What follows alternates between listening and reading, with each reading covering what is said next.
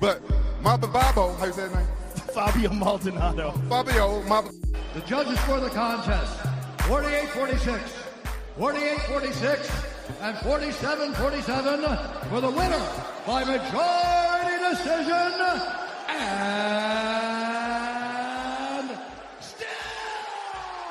Still the undisputed African Fighting Podcast champion of the world. Welcome back to Fighting with Friends. Ladies and gentlemen, if you have clicked the video, you know who was with us today.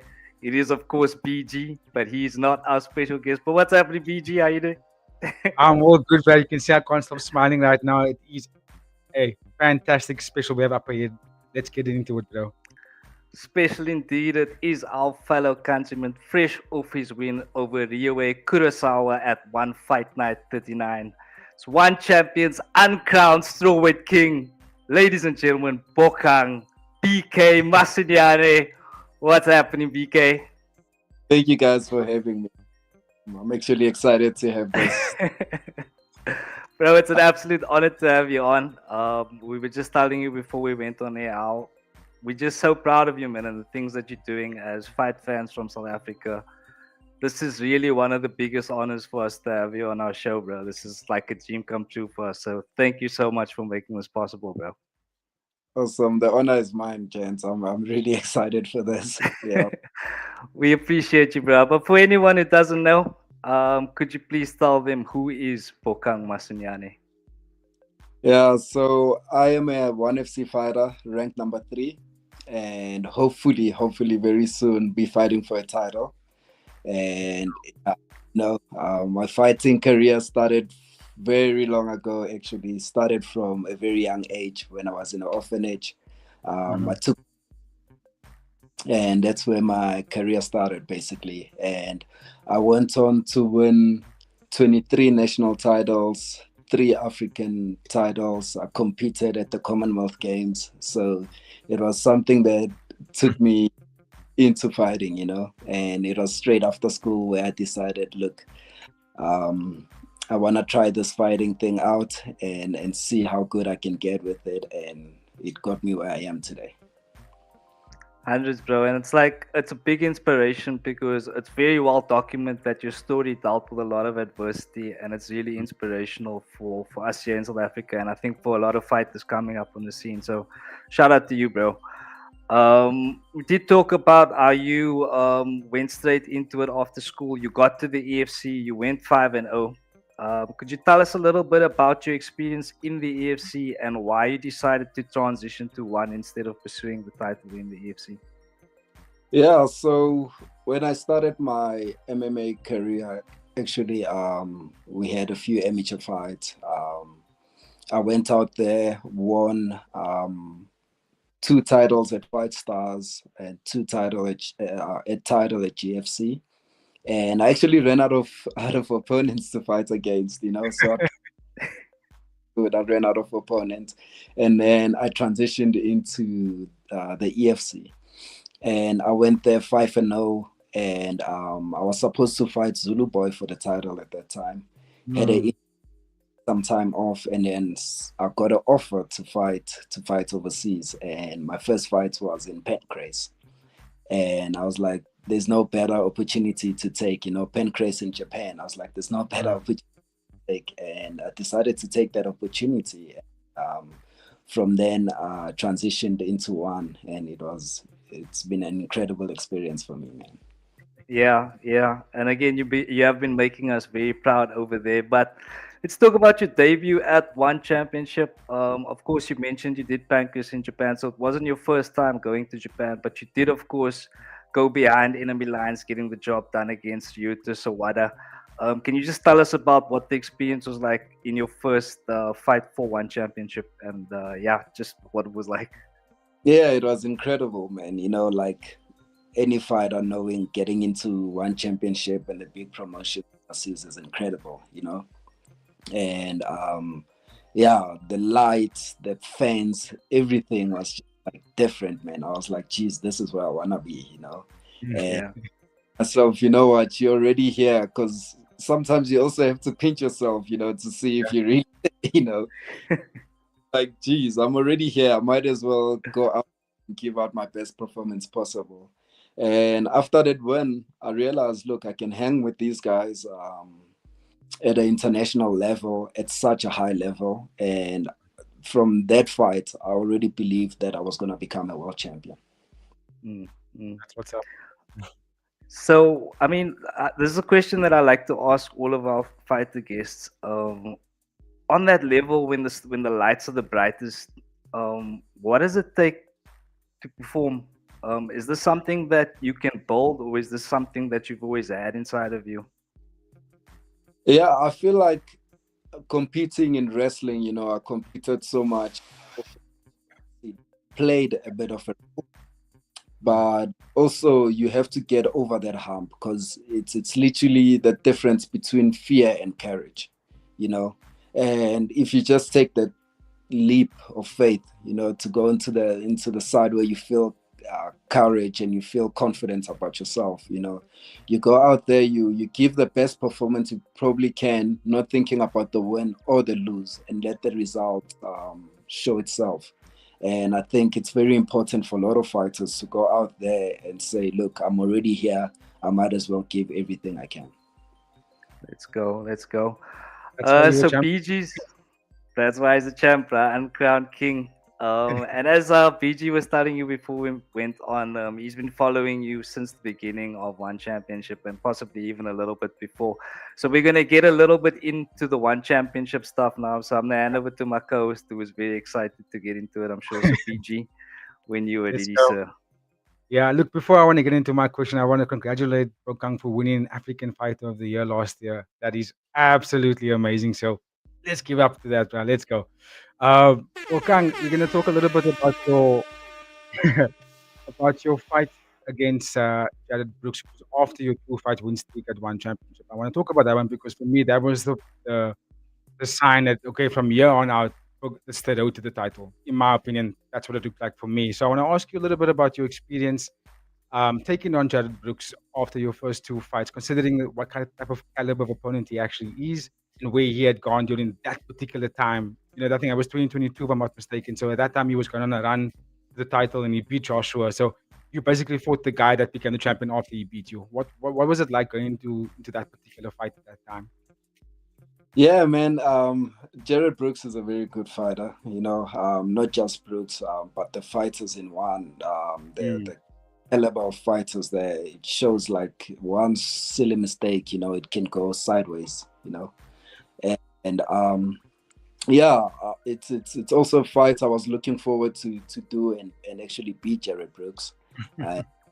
Definitely, other circumstances came to play. I was not at the time. I was doing stunt work and all that. So they offered me a Jared Brooks fight. I was like, come on, let's do it, fighter in the world. Why not do it? And yeah, it was an interesting experience. And look, it sucked that Jared got the opportunity, but that was for me to give up. I was just like, look, I've lost, and now I just have to pick myself back up and carry on, Absolutely. I was about to ask you what was the biggest takeaway after that loss in that type of fashion? Because like I said, he became the champion after that. So I'm pretty sure you must have thought, that's a sign for me. That's the level I got to get at. That's where I need to be next, right? Definitely, bro. And Jared Brooks, it was my first loss that I actually had in MMA. I really took it to heart. I sat down for weeks before rewatching the fight. And then I rewatched it and I was like, look, this is what I'm meant to do. This is what I love doing, This is my passion, and a loss cannot define me. And I was like, look, it's like in life, sometimes you get handed the good hand and sometimes you get handed the bad hand. Doesn't matter what hand you get. You just have to go shoot for the stars, man, and just go for it. I love that, Bokang. So after losing to Jared Brooks, he went on to take on 2 top 5 contenders in Hiroba, Minowa, and Eto Yamakita, who I actually rate quite high. I'm not gonna lie, I think they are very good competitors. Before I get to the Malachiev fight, I want to get your thoughts on those 2 fighters in particular and what it felt like going into that performances, because you fought really well in those 2 fights. Give me your thoughts on that matchups. Both the fighters have like a very different skill set. But what I realized about them, they're very well rounded at everything, And for me, it was wrestling based, and like being able to evade punches and all that. But like my wrestling played a lot of role into it. So yeah, later on in my life, I just decided, you know what, let me learn everything because it shows what amount of caliber you're fighting against. So for me, I was like, this is mixed martial arts. Might as well learn it. You can learn and be able to get those wins where you need them. Absolutely. What did it feel like out wrestling those 2 fighters in particular? Because they both got fantastic grappling, right? Like Hiroba Minowa, I thought his grappling is high level, and you made it look easy. It sure must have boosted your confidence at the end of the day. Yeah, it actually did. Like my confidence was very high. I was like, yo, you know what? I need to trust my wrestling more, and I need to express myself more after those fights because I could feel. Look, I was a bit threatened by the grappling and all that, but I can't an edge with the wrestling. But yeah, like I said, like every year I just kept on getting better and better, and I realized, look, I'm in one championship, and I don't want to be here to take part and be part of it. No, be the best at one championship, So you're doing it. Yeah, yeah, I can see you doing it for sure. So after those 2 wins, you went on to take on Mansur Malachiev, who was also in the rankings at the time, right? I remember there was a conversation with you and Nick Atkins saying that I think he might have been slightly overweight for that fight. Correct me if I'm wrong. I think he was. But I still thought you fought fantastically well against the bigger guy. What's your biggest takeaway from that particular fight? Because again, it was someone that was arguably as good of a grappler as Jared Brooks. Some might say even better.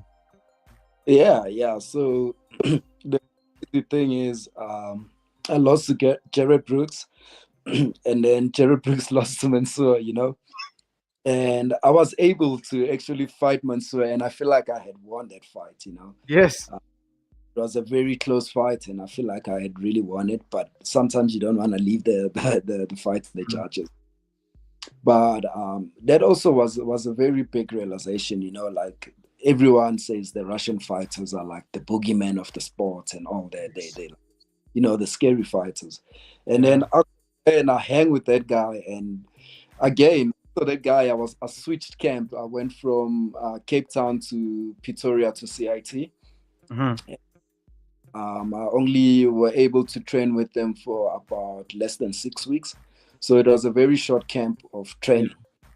But I was like, geez, with this short of amount of time, I was able to hang with this guy, and I feel like I beat him. And the whole team actually had won that fight. It was very inspiring, and it was like, geez, I can beat these guys. It doesn't matter who they actually give me. I must just take the fight and actually beat them. Yeah. Let's go. No, for real, Bokang. I feel the same way. I was a bit disappointed because I watched that fight. We actually did a live watch along for that fight, and myself and Adrian was just like, no man, hold on, because we try our best not to watch it as biased as possible. I like to be fair, and I thought, hey, you held your own. I didn't even know that he came in a little bit oversized. So that was a big takeaway for me to realize. And listen, you can actually hang with these big guys. Not that there was ever any doubt, but I think it kind of proved to everybody that listen, Bokang is here to stay, and his name is in the hat. You know what I mean? After that, you fought against another sort of Dagestani-based fighter in Sanzhar Zakirov, who is also a little bit of a boogeyman for the division. He's young. He's coming down from flyweight, so he's a little bit taller. Or at least he attempted to. No, he went up to flyweight, right? He was competing in your weight before. Yeah. That fight wasn't at Strawweight when you fought him, right? That was at flyweight. That was it. Yes. So you beat him as well. So they called me after I got sick while I was in bed, and they're like, "Are you willing to fight? Who's the Sanzhar?" And then I was like, been sick and all that, but I'm gonna find out from my coaches. And my coaches are like, "Yeah, do you want to fight?" And I was like, "Yeah, I want to fight. I want to test myself against the best guys in the world. I know it's a weight class up higher, but I like challenges. I want to give myself the challenge, Mm-hmm. And when I saw him on the day, I was like, "Geez, this guy's huge," But I also told myself, "Look, I'm now in the ring with this guy. I must just go in and fight," Yeah. And I gave it my all. Like when you feel after the first round, you're starting to gas, and the other guy looks fresh. And all I told myself, I was like, now all that matters is just to fight with heart. And I just fought with heart, man. And I realized, wow, it wasn't a beating, but it was quite close. Yes. And I lost against him, but I felt like, wow, if I actually had a full camp, this fight would have gone so much more different, and it gives me a lot of confidence. I'm always just, but like every time fighting a guy that's bigger than me gives me that confidence to say, look, I'm not scared to fight. I'm here to go for it, man. I'm fighting against the best fighter in the world. You live this life once, you might as well do it as best as you can. Fact. Oh, sorry, I didn't even know that, Bokang, that you didn't have a full camp for that fight. Because I'll be honest with you, the matchup caught me by surprise. I didn't know that was going to be the fight. I thought he wasn't even in the division. So it was very surprising. So how did that matchup? I know it's not on our list of questions, but because you mentioned the fact that you didn't have a full camp, was the matchup sort of like just a shot in the dark? What was the reason behind such a short camp for that particular fight? Yeah, so that fight actually, they were offering him fights, and fighters kept on like pulling out and not accepting fights and all that, and they wanted to fill the card, and I was like, you know what, let me do. This is what I want to do, and I'll take him on. I need to test myself to see how much better I've gotten, and I got in there. I was like, you know what, sometimes you just gotta take a chance, man, and I took the I fought, I lost, but ONE FC, the company was happy with me. The fans were entertained. I came back to South Africa. Everyone just gave me so much positive feedback from that fight, and I thought, look, I actually lost, but I won in so many other ways. And I took a lot from that fight. I was like, okay, these are the skills I can actually start working on, because these I lack, and I can try to fix that. And yeah, so it was actually a win for me, even though it was lost on the record books. Absolutely. It looked more like a win to me because, like, if you're able to make someone like Sanzhar Zakirov sort of abandon the striking, which way he feels very comfortable, and just panic wrestle the whole time, I feel like you're winning that fight. You're making him do something he doesn't really want to do. And he was looking tired when he got to the second and third round, and you were like, I think I got this guy. So it was a big takeaway, and you can clearly see that Yeah, you levels there. It's like, yeah, like the beauty of it is, I sat down after the first round and I was tired.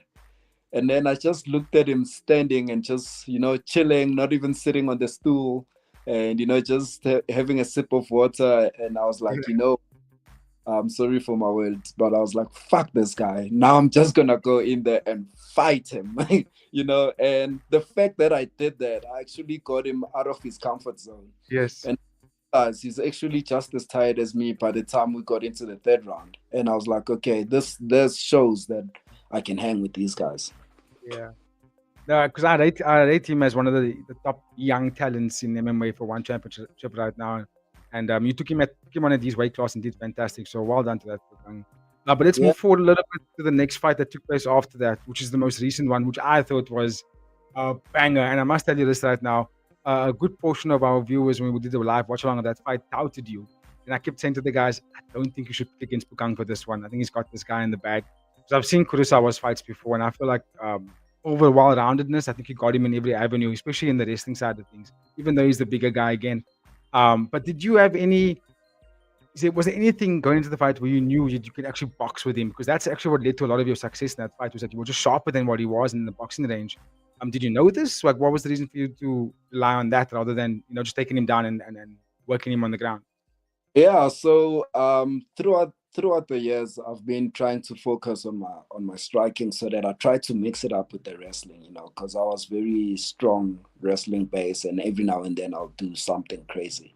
But I decided, look, let me learn how to strike properly, and then be able to use my striking to set up my wrestling, and vice versa, use my wrestling to set up my striking. And after I got that first knockdown against him, I was like, okay, I've got this. I didn't know I had that much power in my hands.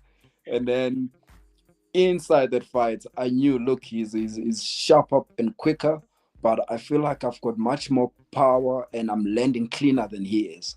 And so I decided, now we're gonna box. Now we're gonna strike properly. And yeah, there's a few times where I should have taken him down, where it gave me opportunities to take down, but I feel like I was having so much striking at that time, where I was like, look, when I'm in trouble, I'll shoot for a takedown and get my takedown.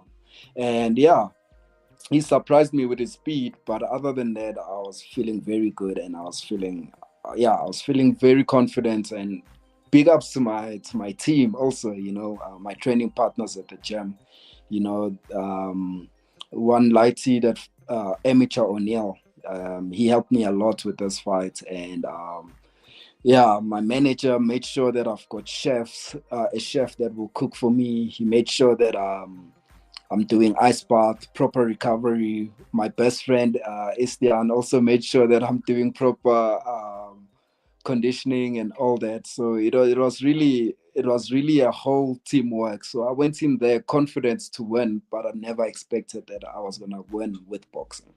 So it was incredible. It was amazing. I'm shocked to hear you say that you were surprised by his speed, because you looked faster than him in there. Maybe you were just more precise than what he was, because he did look like he was sort of pushing it to get some kind of knockdown or put him in some kind of danger, because you knocked him down quite early. So he immediately knew, listen, I need to get this one back. So he was a little bit reckless in there. So he looked fast, but it looked like he wasn't really hitting the targets, if that makes sense. Yeah, I felt like I was actually, because he was throwing a lot of punches, but I feel like I was so much more explosive than he was, which played a bigger role. And I picked my punches instead of just throwing them. I was trying to be very precise with what I do. Yeah, it worked out. It worked out big time. And you also mentioned something, because this is part of the next question, but you already answered that. You mentioned something around like you would have shot on him if you felt that you were in danger. So did you ever feel in danger in there? I think in the third round, he did crack something on you a little bit. There was a moment where I thought he did push you back just a little bit. But then you cracked Yeah. him again, and like, oh, look at this. Yeah. Were you ever fall in trouble? Weird enough, to be honest, because of my diet and everything that I used to prepare for this fight, even though he was hitting me and he was pushing me back, I just felt good. I felt confident. I felt the best shape that I felt, you know. I knew what kind of a caliber Kurosawa is, you know. I knew he was a world champion at Pancrase and all that, so I knew he's a tough fighter. But I also knew that if I'm on top of my game, I'll be able to beat him. And a few times I felt in trouble, but it wasn't concerning, you know. I was just like, all I gotta do is now push back and just fight, and it actually worked out very well. It just sounds like that you were well prepared, and the coaching team had you built perfectly for that fight. The conditioning was on point because, I mean, like I said, he did push you back, but there wasn't a moment where he actually rocked you and you were in danger. And you know, you seen two of him. You look like you were like a full blown champion in there on that fight. To be honest with you, I'm speaking of championships, right? So, you know, we spoke about the Malachiev fight, and he must wait for that one, right? And then I think who was the other guy? You beat Kurosawa, who was apparently going to be the guy to be in there. You beat Yamakita. You basically beat the top ranked guys. Yeah. Jared Brooks lost, and he lost in a very dramatic fashion to Malachiev as well. You're the only guy that did not fight against Joshua Pacio, right? So I wanted to know, what's the potential of that fight taking place? When? Do you have any idea? And also, how do you play up against someone like Joshua Pacio?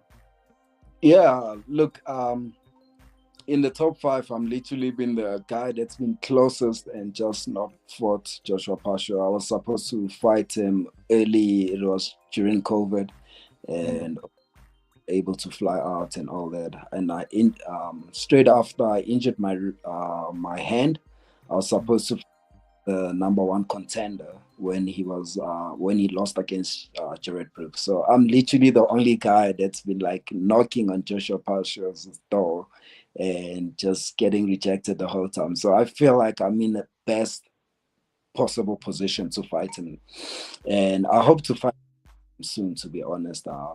I've built myself up very well. I've set myself up well to be able to win the world championship, you know, and I want to bring it back, you know, getting the inspiration from Drika's South African, doing the best of the world. So it's something that I'd like to do, and I feel like I'm very close. And nice thing is there's a card in Japan, and Minowa called me out, and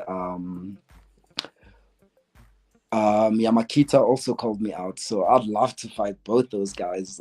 If I can fight them both on the same night, if they want to fight, and the Japanese fight them against the crowd, and I'll come out definitely victorious, and I think it'd be even more exciting fight because the goal is to finish them both. Yeah, so I hope it happens, man, and hopefully Joshua Pacio comes back and he's ready to fight, and hopefully we get that fight done by June, July. I'll be ready to fight him. All right, we'll keep that month in our minds. If there's anything to go over it, we had Nick Atkin on our show last week, and he said something about the fight. I'm not too sure he was hinting at anything, but it did low-key make it sound as if that's probably going to be the next fight for you guys. And then he made a joke about it. Bokang, that is the next fight. We've got to fly out with you and the team to come and support you in Thailand, wherever it's going to be for that fight. Yeah. I do believe that needs to be the next fight, honestly. Yeah, honestly, like when Nick said he's looking forward to see me fight against Joshua Pacio, I hope I get that opportunity, you know. But while I wait for him, I still want to fight. So Yamakita, Minowa, come get some smoke. Let's go. We got to put that up there. We got to clip that. I mean, if they're next in line, they're next in line, right? That's just how the division has to move. But I hope that it doesn't take too long. So I don't want to see fighters like yourself and Joshua, where you guys are still pretty much in your prime, fight like once a year, right? I mean, you guys need to be active as frequently as possible. Not 5 fights per year, but I mean at least 2. Yeah, especially at that level. I would love to see it, and I think that's pointing in that direction, Bokang. I don't think it's going any other way, to be honest with you. It has to go with you and Joshua. But before I move on to the next question, is there anything in Joshua Pacio's game? Because I rate him quite high. I think he's a very well-rounded athlete in the strawweight division. Not when he's going up to fight against Iwawakamatsu. I didn't feel like I was really Joshua Pacio. He felt AI to me. Yeah. When you're looking at him, is there anything about his game where you feel that you can exploit, or you feel like you're not worried about? Yeah, so to be honest, I'm not worried about Joshua Pacio's ground game. He's a very good striker, but his ground game doesn't really impress me that much. It showed when he fought Jared Brooks, Jared Brooks exposed him a bit on that. But I feel like with my striking that I've been working on and the fact that I know now that I've got power in my hands, I think I'll be actually more dangerous than any of the other fighters he's fought in the division. So I feel like he should be very wary of my skills because I've seen him before I even got into one championship. So I know how he fights. I know exactly what he's gonna do and everything. But for him, I feel like I'm a bigger threat than anyone in the division. Yeah, let's go, Bokang, let's go. Okay, let's move it on to. I really hope that we get that fight for you, Bokang. It has to happen. I want to speak a little bit about another South African representative that's going to be taking place in March. We got Willie van Rooyen taking on Jeremy Viado. I think that's flyweight MMA. And actually, I like Willie. I think Willie's a very good fighter. And I know that when he fought Abbasbek Mirzaev in his debut, which is actually a top ranking guy in that division, right? We know that he lost that fight. We get that. But I was quite taken aback when I looked at the response online that he actually won a lot of fans over, even though Willie lost that fight. So I wanted to find out by you. Could we see Willie as potentially future champion in the flyweight division at one championship? Maybe is he being fed to the wolves too early because Jeremy Miado is still ranked quite high in that division. So give me your thoughts on Willie, and how do you think he might fare up against the one championship roster in that flyweight division? 100%. I think Willie's got the potential to become a world champion. We started a management team with my manager and best friend, and we the one that got Willie signed into one championship. And they offered us that fighter, and because we know what caliber Willie is, we took that fight and we accepted it because we know how good Willie is actually. And you could see by the start of the fight, he was moving well, striking him, and then it just happens that the level is so high that one mistake that happens, then it just goes off like that. And I really believe that Willie has a few things to work on, but he's got a very good potential to become a world champion. His work rate is incredible. I've worked with him with a bit of wrestling, and I was very impressed with how he responds and with how he does the stuff. So honestly, in my own opinion, he's not been thrown into the wolves. It's just that it was unlucky. And I believe Willie's got the potential to become a world champ. Let's go, Willie. So what are you saying? I think it's March 13th that they fight him, if I'm not mistaken. What do you say? Is that a win for Willie? He beats Jeremy? It's a definite win. I know Willie will be more hungry to get that win. And I think coming into this fight, he's going to be 10 times more prepared than he was last time. And I really believe that he's going to get that win. I'll bet my house on that. I'm going to bet my house on that one. Okay, big statements made, guys. Let's go. Looking forward to that. We can catch it March 13th. We'll be live on YouTube and Prime Video. Sorry, Bokang, you were going to say something there? No, I say 100%. I believe in Willie's skills, and people must be tuned in for this fight because he's gonna showcase some good skills. Let's go. I'm looking forward to it. I know for a fact that, like I say, some of our viewers that are tuning in from like Canada and some parts of the US, they come regularly, and they were saying, listen, they watched that first fight with Willie and they were impressed because he was up against. It wasn't a random unranked guy, right? He fought against one of the guys that went on without losing. I think he only lost one fight in one championship in about 8 or 9 fights already. So Willie took on someone that was pretty much on his way for a title shot. You know what I mean? So I think that's a big statement for fans to say, I'm impressed with what I saw from Willie, even though he lost that fight. So well done to that. Okay, we're gonna move it on to some fun questions here. I only got two. I'm sure this is some fan service here. So the first one I'm gonna ask you, you have made it clear to everybody that you're a big fan of Dragon Ball Z, right? And I think that's brings a lot of joy to my heart. I'm not gonna lie, it makes me very happy to hear that. In the Dragon Ball universe or Dragon Ball Z universes, who is your favorite character? I know you represent Goku some of the times, but let's be real, who is that guy? Which character do you like the most? Look, for me, for my favorite character by far, for me is Goku. Um, I know a few other guys would like Vegeta and all that, but I Yes. really like just that his personality and just the way he carries himself, and the one thing I love is every time he gets a challenge, he's always up to it. He'll be like, yeah, you can beat me, but I'll go out, disappear, and go train, come back stronger. So I really like Goku because he also pushed all the other characters to be also at that level that he is, like the way he argues with Vegeta and all that, it's like he also pushed Vegeta to become the best. And so I really like him. He's a very good character to also follow in life if you want to succeed. And yeah, I've always so yeah. I couldn't agree more, Booker. I mean, I can tell when you say stuff like getting offered Sanzhar Zakirov, and you're like, yeah, let's go. I want to fight him. That's Yeah. very Goku of you. Or should I Yeah. say cat? Going to fight, you just want to fight, you just want to prove, you want to see how best you can become. And what I like about Goki, he was that guy. He was just like, yo, you know what? This guy wants to fight us, let's go fight him. So yeah, I appreciate that character so much. No doubt, no doubt. I mean, you can see on my wall there I got Vegeta, but I'm also a big fan of Goku. My final question is, and this can be across any of the promotions currently, past and present fighters. But who are some of your favorite fighters in real life now, and why? Honestly, for me, let me start with Demetrius Johnson, my team. Oh man, in my opinion, he's the most skilled MMA fighter to ever have done it. Yeah. And growing up, the first fight I saw was John Jones. Yeah. Yeah, I was also like, yo, I like his style of fighting. He's young and he's fresh, beating guys up. I just don't like his character.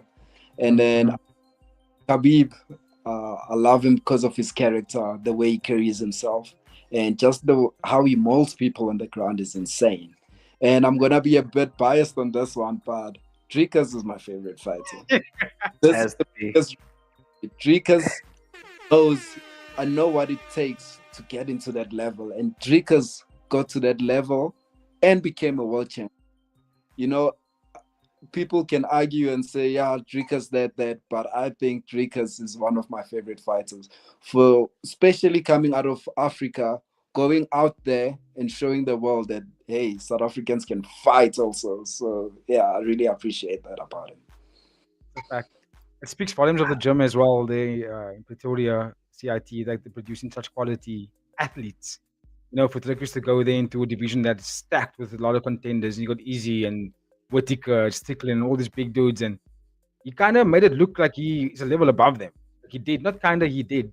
And I agree with you. It's a big up. So those are very, very good names. Mount Rushmore for sure, especially Mighty Mouse. Ooh, he's up there for me. Bro. My God.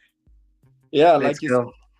said, put a point on the comment you made. It shows the level that Mornay has created in CIT. The fighters carry themselves well. This is what they do for a living, and the guys just want to fight for a living and become the best that they possibly can. And it shows a lot by Drikas, and Drikas is literally the average of the fighters that we have in CIT. It's incredible, man. It shows how they carry themselves, everything.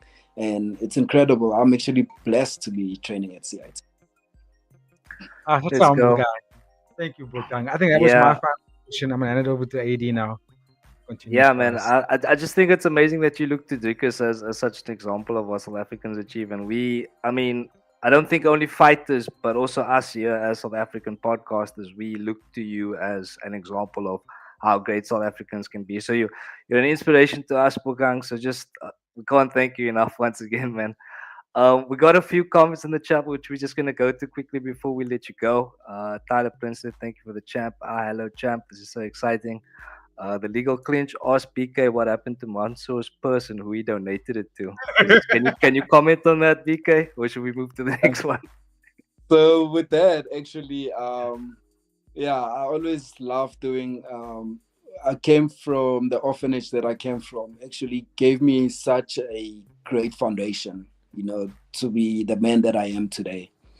And I feel like there's nothing better for me to do instead of taking that purse, rather than donate it to Kit Haven.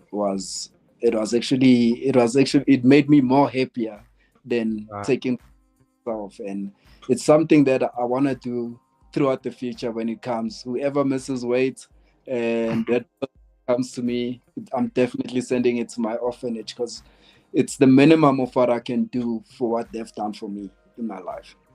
Let's go, BK. Let's go. Champion outside the ring, champion inside the ring. Let's go. Absolutely, bro. Chaotic in the chat representing SA Mad Respect. And then we got one from Degenerate Daniel. Are you the medium giant now that you're moving up? Can we expect the nickname change there to the medium giant? Yeah, so I moved up to test myself with my skill sets and all that. But the plan right now is to stay in my division and fight until I get the title. And then once I get the title shot, then we might look to go for double champ status. Let's go, bro. We'll be watching it very closely. So yeah, just from myself and BG, I'll let you sign off. But yeah, I just want to say thank you so much again, BK. Just want to echo, like BG said, you're an absolute champion outside of the ring, and we look forward to you becoming a champion inside of the ring, bro. So let's go get that gold, and just thank you again so much, bro. Thank you so much, guys. I really appreciate you guys having me here. It was such fun, man. And I'm grateful that you guys keep sharing our stuff on social media and putting our names out there. I think we all need that as South African athletes. Let's go. Next time we can do this with a 26-pounder gold over your shoulder. Do the interview again. Yes, yes, sir. Absolutely. BK, is there anything you want to say before we let you go for the evening, brother?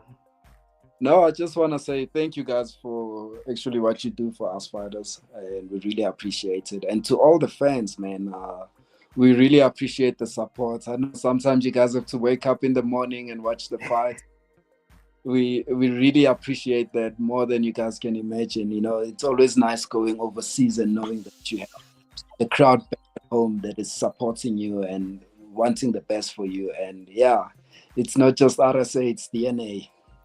Let's go, BK. Love it, bro. BK, thank you so much again, bro. We'll let you go now for the evening. But we'll be supporting you from our desks here, Fighting with Friends. And yeah, just so much love, bro. Keep doing what you're doing. And yeah, much love, bro. Much love. Thank you for having me. Thank you to Ryan as well and the team for making this happen. And yeah, big ups to them. Thank you, guys. Thank you so much for having me. Cheers, BK. Thank you, brother Gaia. That was BK Bokang Masunyane representing South Africa at One Championship, the Little Giant, of course. PG, any final thoughts before we sign off for the evening, bro? I don't know what to say, but I'm probably not going to be able to sleep tonight. I'm probably going to stay awake now the whole night because of what just happened. Look at BK Law. I thought he was gone. No, for real. Like I'm sitting here. I already showered, and I'm still like, I'm just overwhelmed with joy right now. Really, I don't know what to say, but I can't believe this is real. Got BK backstage there, bro. Let's go, BK. You're making me nervous, BK. Get him out of here. But yeah, ladies Ladies and gentlemen, if you have made it this far, please don't forget to like, share, and subscribe. We got new content coming, so you can watch the podcast every day. Podcast every day. Joe Rogan. Joe Rogan, PG, even get out here. Let you tell the fans what they can expect for the rest of the week. Let's go. So yeah, what you guys can expect for the remainder of the week at Fighting with Friends. We do have our preview for UFC Sean Strickland versus Fluffy Hernandez on Tuesday. Keep a lookout for that. And then we also have on Thursday, a special guest is joining us to do a preview for One Friday Fights 143. That'll be Thursday morning. That's 10 a.m. South African time. So keep a lookout for that. Check the social media. There will be posts holding up to this event. And then we also will be doing live that same day, which will be, that same day yesterday evening. We'll be live for our If I Was a Betting Man segment where we give you guys our picks for the weekend's fights. Live on Friday as always for One Friday Fights 143. And then we'll catch you guys again on Monday when we do our recap for UFC and One Championship. From myself and the Fighting Friends team, thank you all for tuning in. Like, share, and subscribe. Big ups for Bokang. Follow him on all social media platforms. Support the guy. He is going to be the future champ. Don't worry about that. And we'll catch you guys on the next one. Cheers, everybody. Thank you so much.